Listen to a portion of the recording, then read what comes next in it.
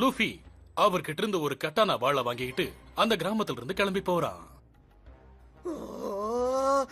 ஜோரோ நீயா? ஏய் ஜோரோ, இங்க பாரு, நான் தான் லூஃபி. லூஃபி, நீயும் இங்கதான் இருக்கியா? நான் உன்னை கண்டுபிடிச்சிட்டேன். லூஃபியும் ஜோரோவும் ஒன்னு சேர்ந்தாலும் அந்த நேரத்துல அவங்கள தேடி ஒரு பிரச்சனை வந்துச்சு.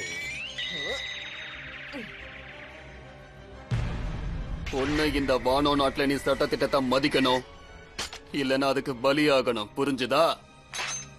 உங்களுக்கு வேற வழி இல்ல.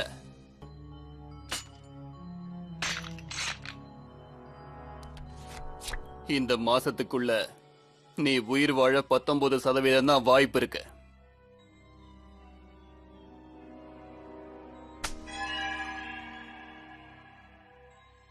வெறும் 19% தான். ஊரை சுத்தி பார்க்க வந்திருந்தன்னா உடனே இங்க இருந்து ஓடிடு.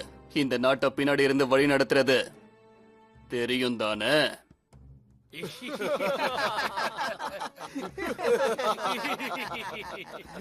எனக்கு அப்படி யாரும் தெரியாது.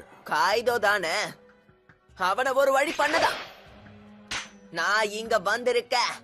ஏய் லூஃபி, இப்படி எல்லாம் சொல்லக்கூடாதுன்னு கின்மோன் நமக்கு சொல்லிருக்கார்ல. நான் சும்மா விளையாட்டுக்கு சொன்னேன், பெருசா எடுத்துக்காதீங்க, மன்னிச்சு விட்டுருங்க.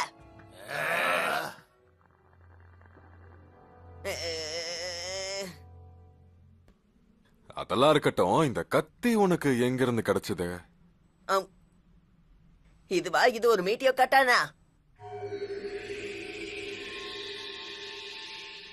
ஆமா, இது ஒரு மீட்டியோன்னு எனக்கும் தெரியும். எங்க குடு பாக்கலாம். மாட்டேன். டேய், ஒரு நிமிஷம் குடுறா, பாத்துட்டு குடுக்கற. இல்ல முடியாது. டேய், பாத்துட்டு குடுத்துறேன்டா. முடியாதுன்னு சொல்றேன்ல. ஏன்டா தரமாட்ட? அதெல்லாம் முடியாது. இவ்ளோ கேக்குறலடா. ஒரு கத்தி சாமுராயோட உயிருக்கு சமம்.